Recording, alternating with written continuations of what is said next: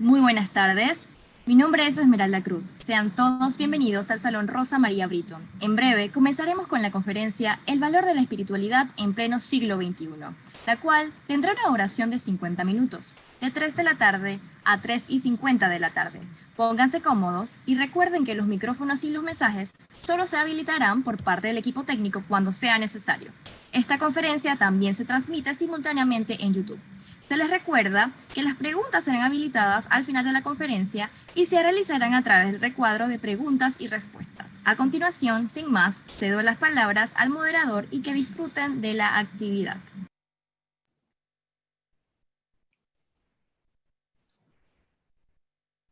Muy buenas tardes, tengan todos. Bienvenidos, muchísimas gracias por estar en esta conferencia. Gracias, primero que todo, quería verificar si me están escuchando bien acá al staff técnico y si se está viendo bien.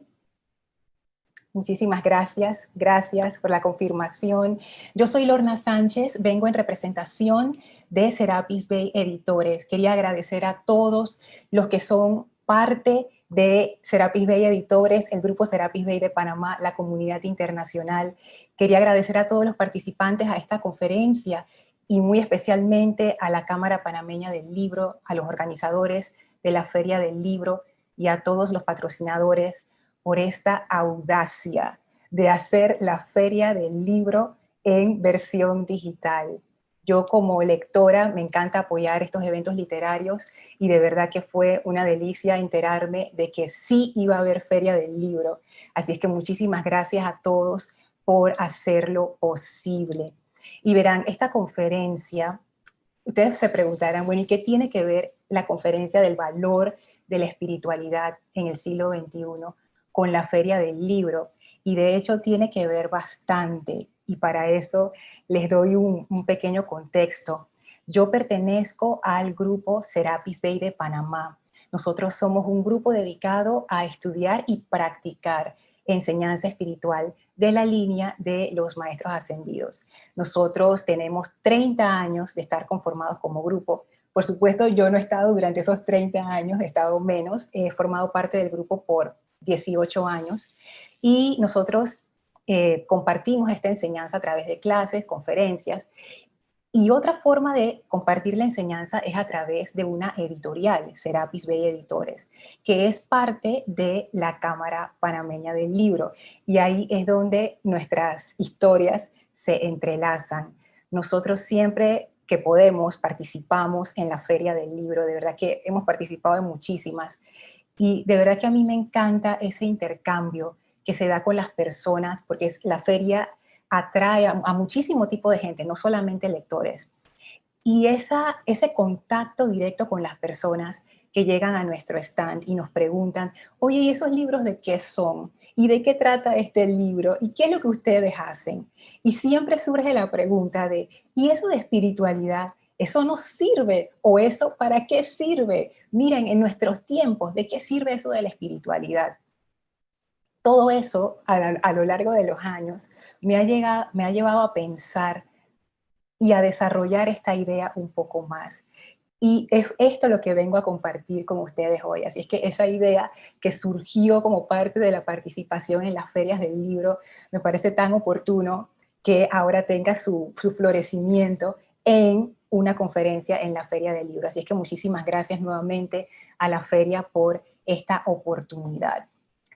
Y esto de la espiritualidad es bien interesante, porque en cierta manera adentrarse en este tema, que no es un tema del cual se habla frecuentemente, requiere la misma actitud que uno tiene cuando uno va a leer un libro. Cuando uno va a leer un libro, no es que uno lee un libro para que el libro te diga qué pensar, o por lo menos yo pienso que no debería ser así.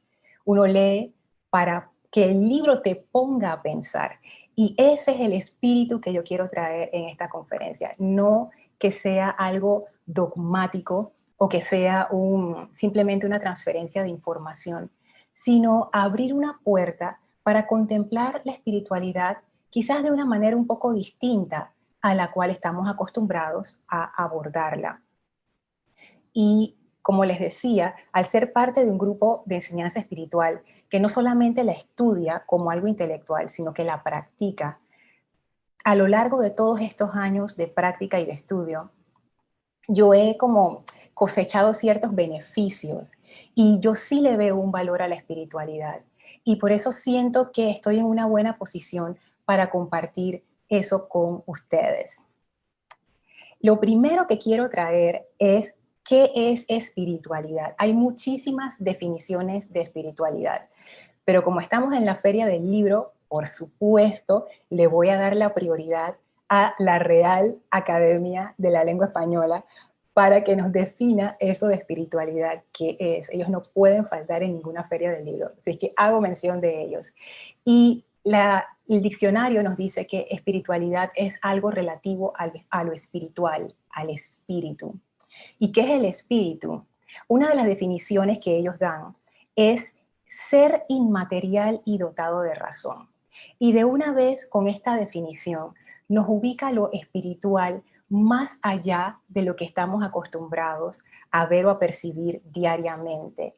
Esto no es cuantificable, no es tocable con las manos, no es medible, y yo entiendo que eso cause cierta desconfianza, sobre todo en nuestros tiempos tan llenos de tecnología, tan llenos de ciencia y tan llenos también de materialismo. No lo digo en un mal sentido, lo digo como que es parte de nuestras vidas, porque sobre todo en la cultura de Occidente, bueno, y la de Oriente también, el materialismo es parte de nuestra cultura global. Así es que esto de que es algo inmaterial ya como que produce una especie como de, ¿eso qué es? Como de desconfianza. Espíritu también significa, según el diccionario, el principio generador, carácter íntimo, esencia o sustancia de algo. Y esta definición a mí me gusta bastante porque pone en contexto lo que yo siento que es la espiritualidad. La espiritualidad es un camino, como tantos otros en el haber humano, que pone su enfoque, pone su atención en la causa, pone su atención en el núcleo, en la esencia de las cosas. Una premisa de la espiritualidad es que ese núcleo o esencia de las cosas está más allá de las cosas en sí mismas, de las cosas materiales, está más allá de los conceptos de la mente.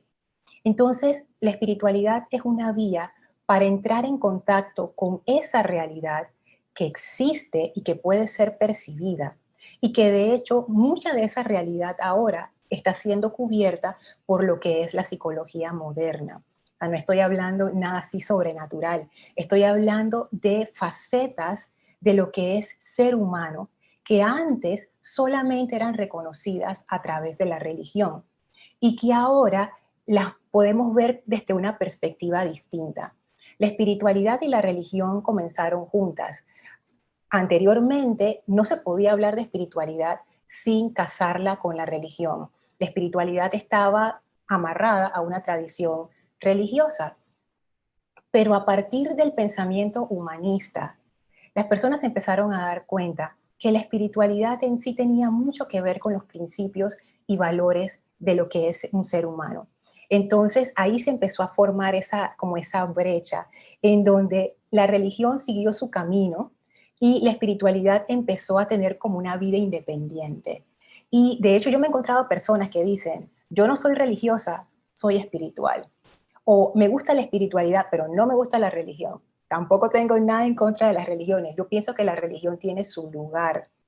Haciendo una pequeña desviación con respecto a eso, para ponerlo como de contexto y después saltar al punto de la espiritualidad. Yo también me pregunté muchas veces si la religión tenía un espacio en nuestra sociedad. Y siento que sí. Y esa conclusión me vino después de haber estudiado y de haber como sondeado más acerca de lo que la religión es.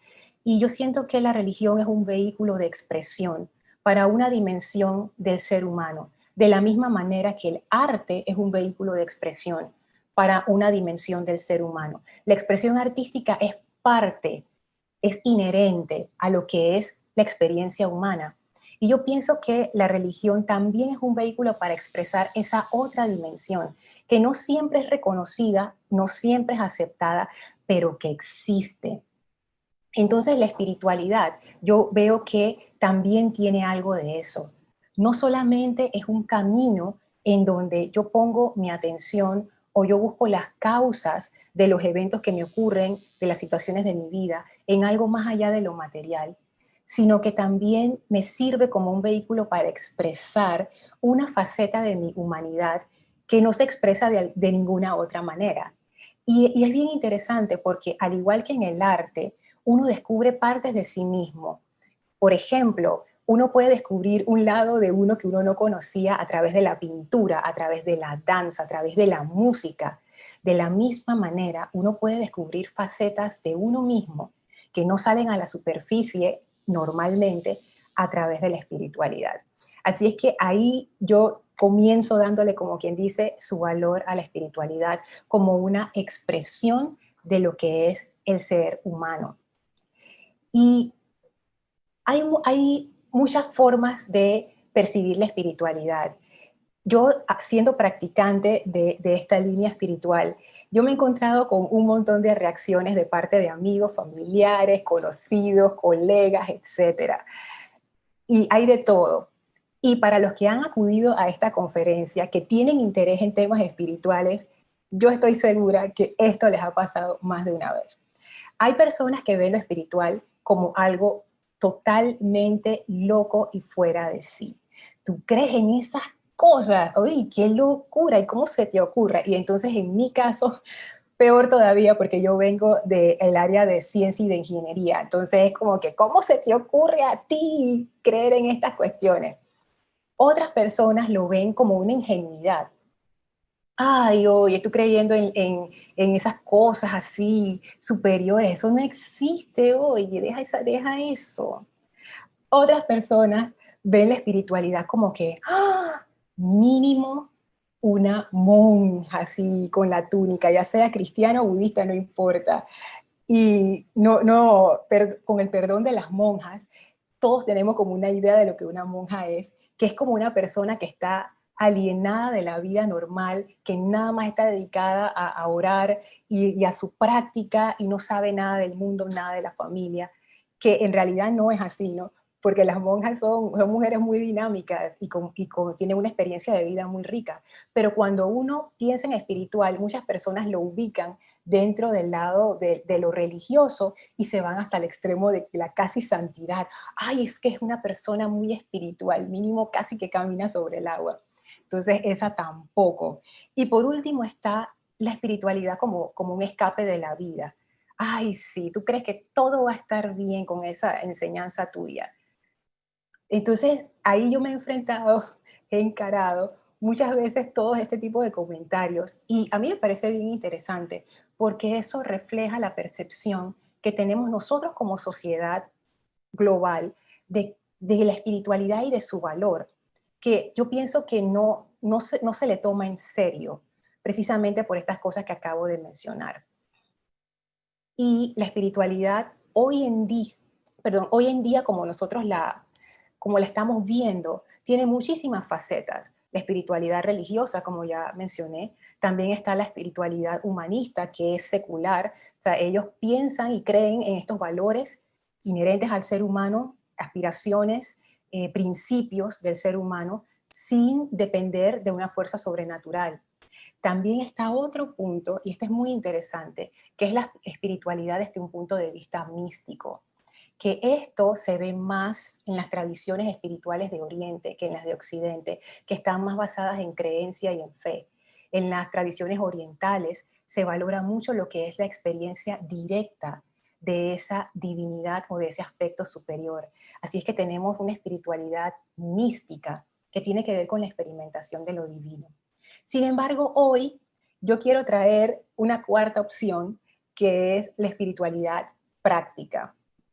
A mí me gustan mucho las cosas que yo puedo aplicar. Es el tipo de enseñanza que más me encanta porque yo puedo ver los resultados de una vez en mi vida. Así es que lo que les quiero traer es lo que a mí me ha dado la espiritualidad a través de 5 prácticas. Y Antes de entrar en las 5 prácticas, ¿por qué? ¿Por qué? ¿Por qué esas prácticas y qué es lo que me ha dado a mí la espiritualidad? Seguir una línea espiritual a mí me ha dado muchísimos beneficios. Yo me doy cuenta de estas cosas cuando interactúo con mis amigos, con mis familiares, con los colegas, con el entorno en general. Y yo sí me doy cuenta que mi forma a veces de reaccionar o de actuar en una situación difiere mucho de lo de la mayoría de la gente. Y yo diría, sin lugar a dudas, que el beneficio más grande que yo he cosechado de la espiritualidad, y eso no es solamente relativo a mí, sino esto yo lo he visto en el grupo al cual pertenezco y lo he visto en otras personas que siguen otras líneas espirituales. El beneficio más grande es la calma en momentos difíciles. Esto es una cuestión fundamental, sobre todo en estos tiempos en los que andamos, en donde hay tanta sugestión, tanta información, tantas noticias, tantas cifras, que a veces uno se siente abrumado y uno no sabe para dónde agarrar. Y ese autocontrol sobre uno mismo, de saber dónde poner tu atención y dónde no, de aquietarte lo suficiente para ver las cuestiones como en una perspectiva más alta, eso te da una tremenda calma y te permite tomar mejores decisiones. Otro beneficio que yo he cosechado es la felicidad. Sí, existe. La felicidad es parte de un sendero espiritual. Y esa felicidad se da porque uno entiende en algún momento de ese tránsito que nada externo te puede hacer feliz. La felicidad es un estado interior. Vamos a ver eso más adelante en los 5 puntos, pero desde ahora se los adelanto. El comprender esto plenamente te ayuda a ser feliz y te quita de encima un montón de peso extra que no necesitas. También me ha ayudado a estar en paz conmigo misma. Y esa paz se refleja en mis relaciones interpersonales. También me ha ayudado a tener esa resiliencia, que es la capacidad de levantarte rápido cuando la vida te da uno de esos golpes que uno no espera, sobre todo los que uno no espera. Entonces, todo esto, la capacidad de tener buen ánimo, que uno pensaría, oye, eso es un beneficio. Sí es un beneficio, porque si ustedes caminan por las calles, bueno, ahora mismo no, pero cuando ya podamos salir al mundo nuevamente, muchas personas andan por ahí con el ceño fruncido y, tú sabes, viviendo rutinas, viviendo por vivir. Y es eso como que apaga el ánimo, apaga el entusiasmo, apaga la alegría de la vida. Y ser consciente de estas cosas es importante. Y eso es lo que trae la espiritualidad. Es realmente una puerta a descubrir algo que está en todos nosotros, que nos puede hacer más felices, más llenos de paz y tener vidas de mayor calidad. Entonces, ¿cuáles son los 5 puntos? El primer punto que quiero tratar, o la primera práctica que te permite conseguir todos estos beneficios y muchísimos más, es el conocimiento de ti mismo o de ti misma. Eso es lo primero. Yo pienso que de todas estas 5 prácticas, esta es la que más beneficios te da. Y ese conocimiento de uno mismo no viene a través de consultar un horóscopo o de ir donde un psíquico que te lea, no sé, Laura, cosas así. Viene realmente de una introspección tuya, una autorreflexión de ti misma y de tu vida. Y yo sé que este tema de la introspección es amplio, o sea, uno pudiera hablar toda una conferencia de esto, pero yo lo he resumido en 3 preguntas que parecen inofensivas, pero no lo son, y las voy a decir con la advertencia de que contestar estas preguntas cambia vidas. De hecho, ha cambiado la mía más de una vez. Así es que ese conocimiento de uno mismo en 3 preguntas. ¿Cuáles son esas preguntas? La primera pregunta, ¿qué es importante para mí? ¿Qué es importante para mí? Si yo hago esa pregunta a un público general, mucha de esa gente, yo me atrevo a decir que como por el 70% por ahí, la gente va a decir dinero, dinero, dinero. Y yo quiero usar eso de ejemplo, porque la razón por la que las personas dicen dinero, en la mayoría de los casos, es porque el dinero te ayuda a cubrir tus necesidades básicas y de sobrevivencia.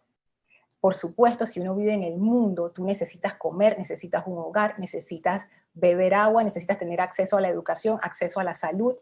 Entonces, todas estas cosas, el dinero te permite conseguirlas, por lo menos en nuestra sociedad actual. Pero yo invito a ir más allá de esa respuesta superficial e inicial, ir más allá de nuestras necesidades, como quien dice, casi que fisiológicas o básicas, ir más profundo. Por ejemplo, si dejamos eso atrás, ¿qué es importante para ti? Vamos a decir que alguien responde, mi familia es importante para mí. Y ahí la siguiente pregunta es, ¿por qué? ¿Qué es lo que hace que tu familia sea importante para ti? Si ustedes se están dando cuenta, ya uno va como profundizando más y las respuestas son cada vez o surgen cada vez de un lugar más profundo de uno mismo.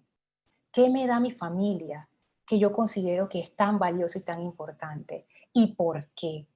Eso, solamente hacer ese tránsito en esa pregunta, te va a llevar bien lejos y a descubrir cosas que uno ni sabía, porque a veces la respuesta que uno piensa que es, no es la respuesta que es. Es un viaje de descubrimiento. La segunda pregunta, ¿qué me hace feliz? Esta pregunta muy poca gente se la hace, créanme. La felicidad es algo individual de cada quien. Si uno nunca se hace esta pregunta de qué me hace feliz, ¿cómo uno puede entonces llevar una vida feliz? Parece una cosa muy sencilla, pero en serio, pregúntense, ¿ustedes realmente se han hecho esta pregunta seriamente? La sociedad nos da una respuesta de lo que es la felicidad. Cada país, cada cultura tiene su respuesta a esto. Y yo pienso que eso es hasta misericordioso, porque para la multitud que no se pregunta esto, ya aquí tú tienes algo como quien dice prehecho y automático. Ahí está, esta es la felicidad. Sin embargo, el problema viene cuando eso que me presenta la sociedad y que yo persigo y trato de alcanzar realmente no me da la satisfacción como que yo estoy buscando. Entonces ahí quiere decir que hay una separación, hay una brecha, hay una diferencia entre lo que es la felicidad del mundo y mi felicidad. ¿Cómo yo puedo llegar a un destino si yo no sé cuál es ese destino? Entonces, ¿qué me hace feliz? ¿Qué me da felicidad? Y por ende, entender también para mí qué es la felicidad. La tercera pregunta es, ¿qué es lo que yo quiero? Esta pregunta uno la puede contestar con una listita de Navidad de todas las cosas que uno ha querido desde el inicio de los tiempos. Pero no se trata de eso. Y lo voy a ilustrar con un ejemplo. Yo hace muchísimo tiempo conversaba con una amiga acerca de cosas sentimentales y de la vida. Y entonces yo le digo, mira fulana, vamos a decir que vas a Cupido, el genio de la lámpara, quien sea, y te dice, fulana, mira, yo tengo todo el catálogo aquí de chicos de donde tú puedes escoger. Dime, ¿cuáles son tus requerimientos? ¿Qué es lo que tú quieres de una pareja? Y ustedes saben qué me dijo mi amiga. Se me quedó mirando y después de un rato me dijo, no sé. Y yo casi me caigo para atrás. Porque estando en una enseñanza espiritual, ya yo llevo mi rato ya en este sendero, yo estoy acostumbrada a hacerme esta pregunta todo el tiempo. Pero me doy cuenta que la mayoría de las personas no saben qué es lo que quieren. Y andan por la vida sintiendo como este vacío interno, sintiendo esta insatisfacción. No es que nada ande mal en sus vidas, es que hay algo como que falta y nunca se han hecho esta pregunta. Y ustedes podrán entonces preguntarme de vuelta, pero Lorna, ¿tú te refieres a algo que yo quiero tener o algo que yo quiero hacer o algo que yo quiero lograr? ¿Qué es lo que tú quieres? Punto. ¿Qué es? ¿Qué es? Porque en la medida en que tú contestes esa pregunta, tú vas a descubrir algo de ti mismo que ahora mismo no sabes. Entonces, eso para tener un conocimiento de sí mismo. El segundo punto o la segunda práctica es la autoobservación, donde yo pongo mi atención. Esto es muy interesante. ¿Qué es la autoobservación? La autoobservación es la capacidad de observarme a mí misma, pero no de una manera paranoica, de que, ay, mira lo que hice, mira lo que pensé, mira lo que dije. No, no se trata de eso. Se trata simplemente de observar sin juicio. Es como darte cuenta de qué está pasando dentro de ti y tener en cuenta esos pensamientos, esos estados anímicos. Uno se va dando cuenta que uno gravita siempre hacia los mismos focos de atención. Por ejemplo, uno siempre pasa una situación y uno siempre pone su atención en la parte mala, o en la parte que da miedo, o en la parte positiva. Entonces, ¿hacia dónde está gravitando mi atención? Y esto es muy importante, porque hacia dónde va mi atención, a eso yo le doy prioridad. Y eso al mismo tiempo refleja mi programación interna y refleja también los resultados que yo voy a tener en mi vida. Así es, porque donde yo pongo mi atención, eso es lo que yo voy a recibir de vuelta. Si yo pongo mi atención en la tragedia, yo me estoy conectando con esa energía. Las decisiones que yo voy a tomar, los pensamientos que yo voy a tener y por ende las acciones, todas van a estar alineadas con esa energía.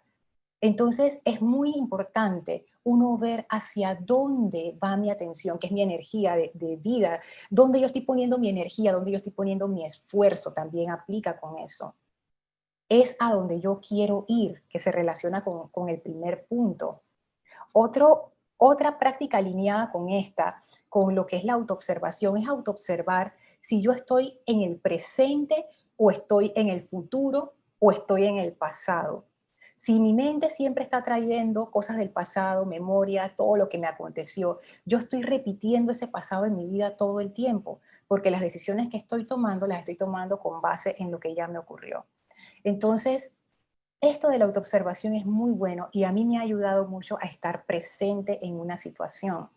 Por ejemplo, dando esta conferencia, en este momento yo estoy aquí presente, estoy disfrutando de este momento, pero eso yo lo he logrado a través de esta práctica, porque si yo no estuviera en esto, estuviera muerta de miedo, toda tensa y toda mi atención a qué se iría, y si el video se va, y si se corta la comunicación, y si se va a internet, y si no sé qué. Entonces, ahí nos damos cuenta que la vida nos pasa por enfrente y no la disfrutamos, por estar poniendo nuestra atención en las cosas que no son importantes. Nuevamente, amarrado con la primera práctica.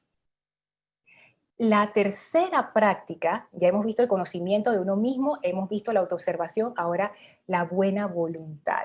Y esto de la buena voluntad, el Dalai Lama lo resume muy bien en una cita que a mí me encanta, y él dice, mira, lo mejor es hacer el bien a otros, pero si no puedes hacer eso, por lo menos no hagas daño.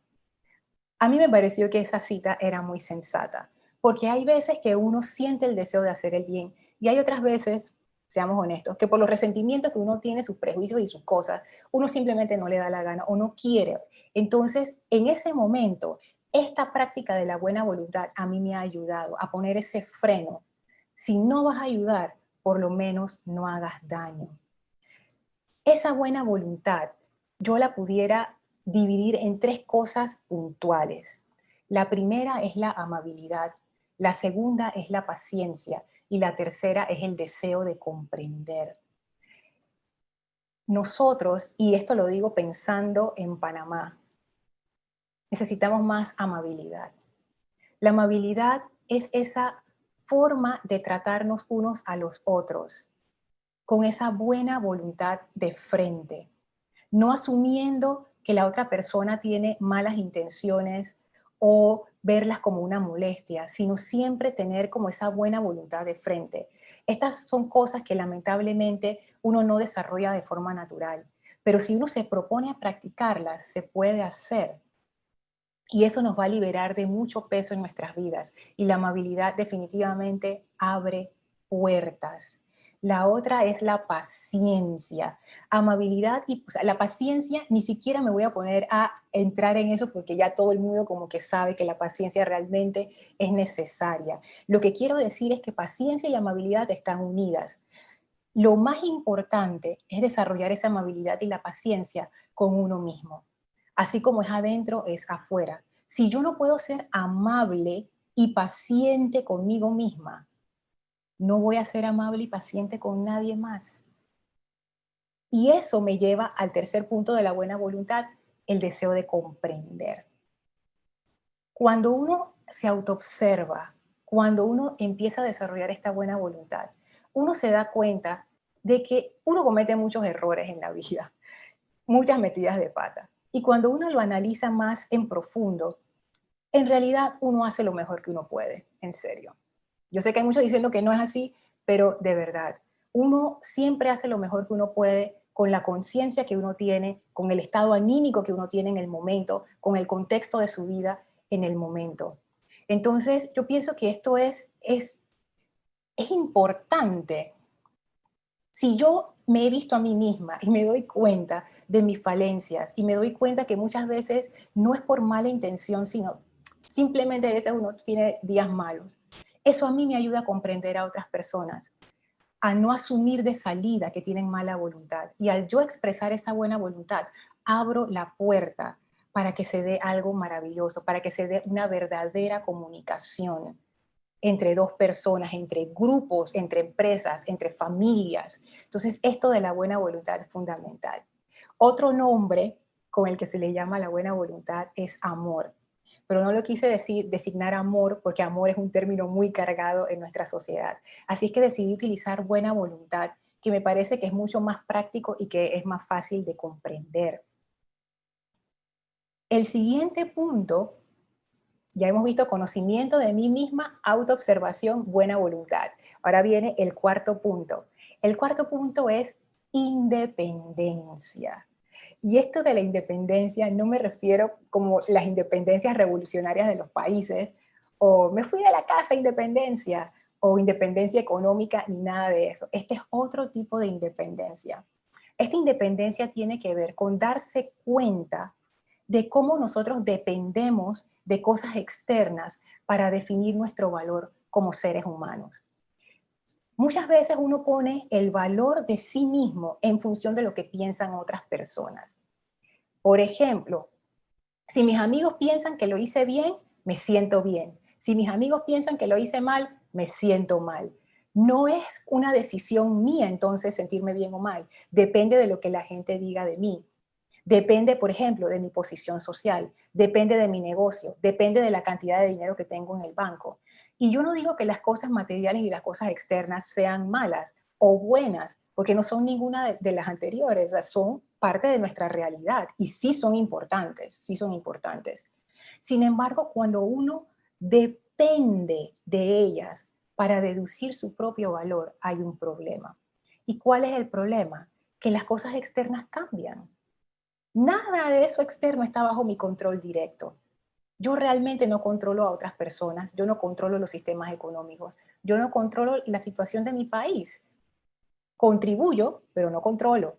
Entonces, si yo pongo mi valor en función de lo externo, eso externo va a cambiar. Y cuando eso cambie, ¿dónde me deja a mí? ¿Cómo yo me siento? Llena de incertidumbre, llena de miedo. La dependencia, ese es el problema con la dependencia, es que causa miedo.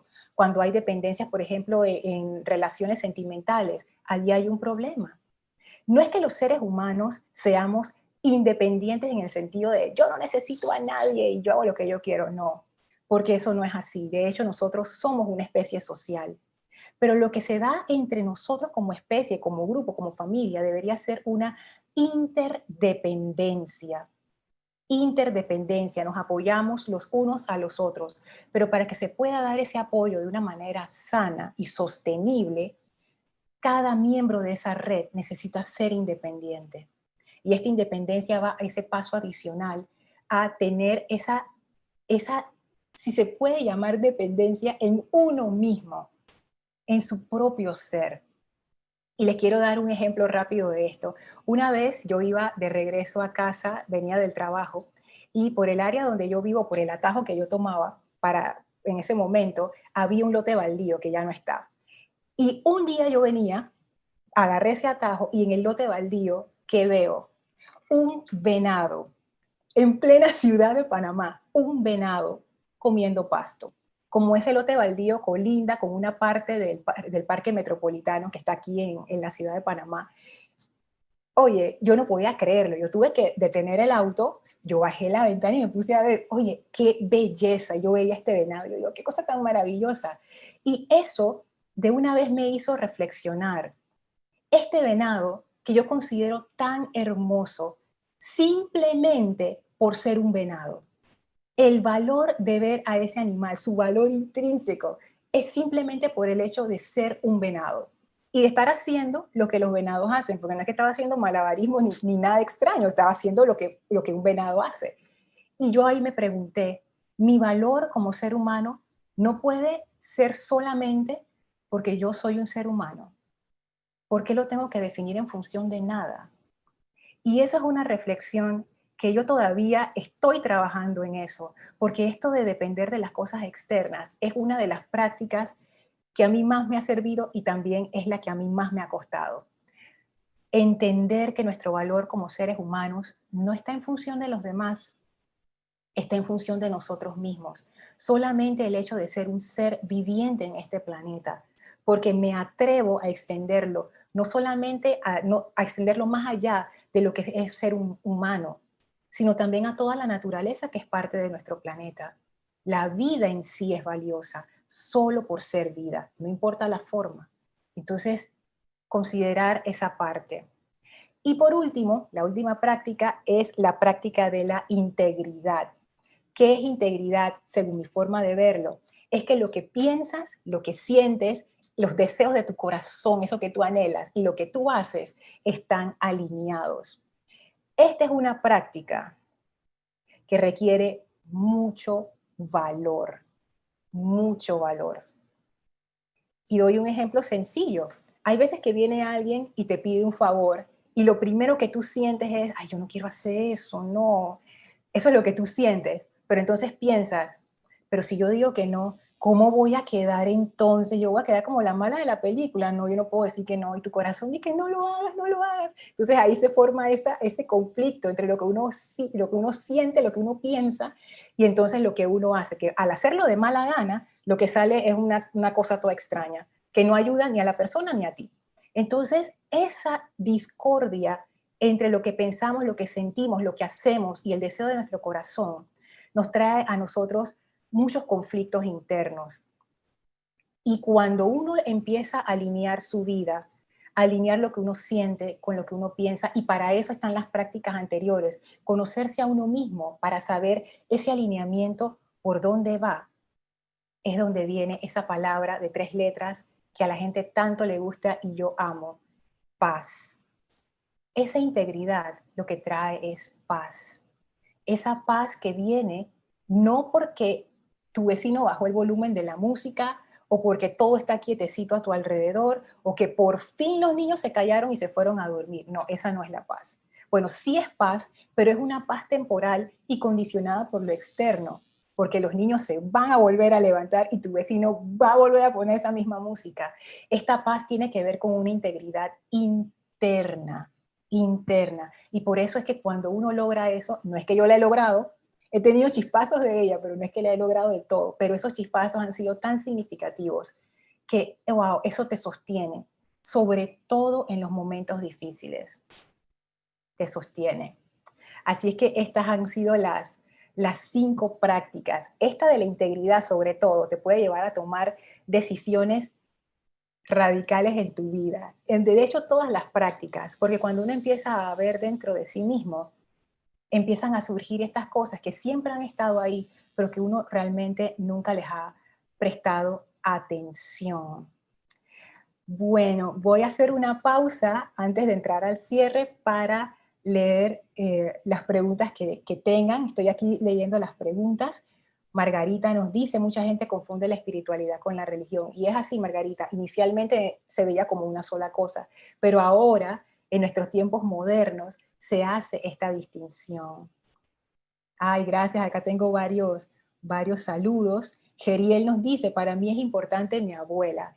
Ese comentario es bien importante porque de eso, de esas cosas sencillas y cotidianas, es donde empieza el conocimiento de uno mismo. No es tanto de leer libros enredados ni darte de un doctorado acerca de psicología moderna para entender qué es lo que yo... ¿Qué es importante para mí, mi abuela? ¿Por qué mi abuela es importante para mí? Tú te vas a dar cuenta, Geriel, que tu abuela representa un conjunto de valores y de principios con los que tú deseas vivir tu vida. Ella ha sido un ejemplo para ti de muchísimas maneras. Y entonces, ¿por qué esos valores y principios son importantes para ti? Y por ahí te vas. Y las cosas que vas a descubrir van a ser maravillosas. Margarita vuelve a comentar que nos hace falta mucho amor. Y sí, y ese amor no se logra de manera automática. No es que lamentablemente nuestra sociedad no tiende a la amabilidad, no tiende a la buena voluntad. Incluso si uno lo aprende en el seno de su familia, en su hogar o con sus seres amados, cuando uno sale allá afuera, y no estoy hablando solo de Panamá, estoy hablando en general, uno se encuentra con estas cosas que, wow, pero ahí precisamente está el valor de la espiritualidad. Como les decía al inicio de la definición de la Real Academia Española, la espiritualidad o lo espiritual tiene que ver con ver más allá de lo aparente, ver más allá del disfraz, ver más allá de la apariencia de lo material y ver qué hay detrás. Y tener ese deseo de comprender que una palabra desprovista de bondad que alguien me diga no necesariamente quiere decir que esta persona es malvada y que no sé qué. Lo que significa es que esa persona necesita a alguien amable en ese momento, alguien que le dé la mano, alguien que lo conforte, alguien que lo comprenda. Muchos conflictos en nuestras vidas se pueden resolver con amabilidad, que es una expresión del amor. Y en vez de estar criticando a las personas y juzgando a las personas sin uno realmente saber, solo con base en lo que a uno está pensando, wow, eso es un gran error. La espiritualidad te enfoca en lo esencial. Y a riesgo de sonar cursi, lo esencial es el amor. El amor es lo esencial, sobre todo para nosotros los seres humanos, porque el amor es confianza, el amor es respeto. El amor, esa confianza y ese respeto y esa buena voluntad y comprensión mutua es lo que permite que nuestros sistemas económicos funcionen, que las familias funcionen, que la sociedad funcione y no se mate a sí misma. Entonces el amor yo no lo veo tanto como algo sentimental, yo lo veo como un ingrediente, un principio y un valor necesario para que nosotros como humanidad podamos salir adelante. Estoy leyendo los otros comentarios acá y a ver si hay otras preguntas. Nos dice Adolfo, al separar lo religioso de lo espiritual es el cambio de conciencia del ser humano. Sí, definitivamente, porque cada generación interpreta la espiritualidad o la religión a su manera. Obviamente nosotros estamos viendo a través del filtro del siglo XXI, donde hay tantas cosas que ahora forman parte de nuestra vida que no estaban en el siglo XVII, en el siglo XIV y atrás. Entonces, claro, a nosotros estamos interpretando la espiritualidad desde nuestro punto de vista. Y por eso, en esta conferencia yo quería traer el valor de la espiritualidad pero en nuestros días, o sea, cómo eso nos ayuda a llevar vidas más plenas, a ser más felices, a tener paz. Entonces yo veo allí un valor, veo un valor. Ya para ir cerrando, quería recapitular en la espiritualidad, especialmente para aquellos que ven la espiritualidad con desconfianza o la ven así como que, ay, esa cosa no importa, que no sé qué. Denle una oportunidad a descubrir esa parte de sí mismos y adentrarse en la práctica que ustedes deseen. Y recuerden, espiritualidad a través de la religión, a través del misticismo, a través del humanismo. Hay tantas formas, pero dense la oportunidad de descubrir esa parte de ustedes que les va a dar tantos beneficios y los va a ayudar a llevar como una vida más feliz, más llevadera y más liviana. A los 5 puntos que hemos visto hoy: conocimiento de uno mismo, autoobservación, buena voluntad, independencia e integridad.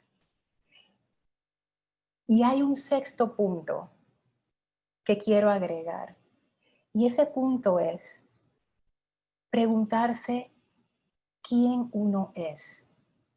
Esa respuesta no es un concepto, no es una definición. Nosotros como seres humanos, como seres vivientes de hecho, no somos algo que puede ser definido. Nosotros vemos nuestra vida como si fuera algo rutinario o algo aburrido, o ay, aquí pues como que estoy cansada ya de vivir, de esta rutina, de esta programación. En realidad la vida es algo muy misterioso. La vida es una oportunidad que no se repite. Esta es la oportunidad. Entonces, esa pregunta de quién soy yo no tiene una respuesta definitiva como un concepto o como algo material. Es algo que tú tienes que vivenciar de la misma manera que tú experimentas la corriente en un río. Para experimentarla tú tienes que sumergirte en el río.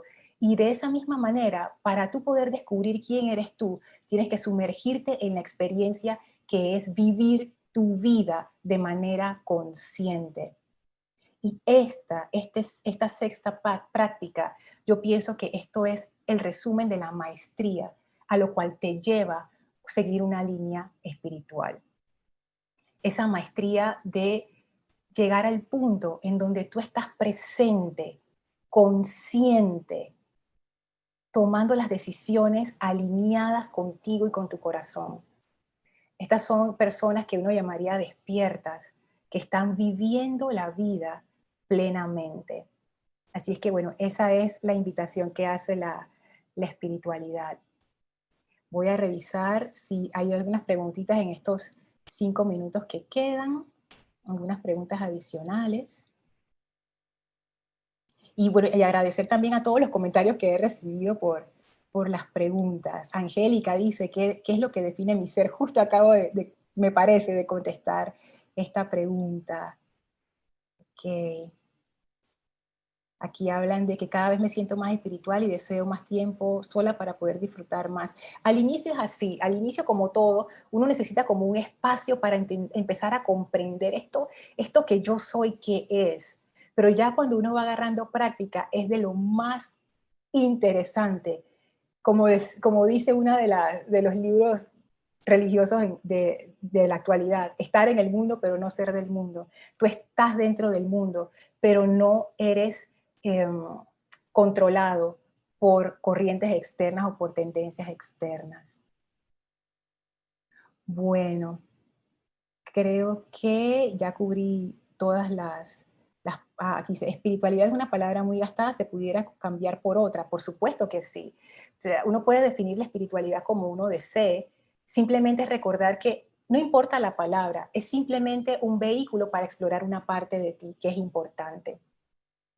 Muchísimas gracias por sus preguntas. Si tienen más preguntas sobre el tema o desean que les mande los 5 puntos, por favor escríbanme a mi correo lorna@serapisbay.com, lorna@serapisbay.com. Con mucho gusto voy a considerar sus preguntas o sus comentarios. Me interesa mucho saber qué piensan ustedes acerca de la espiritualidad y cómo ha sido su experiencia.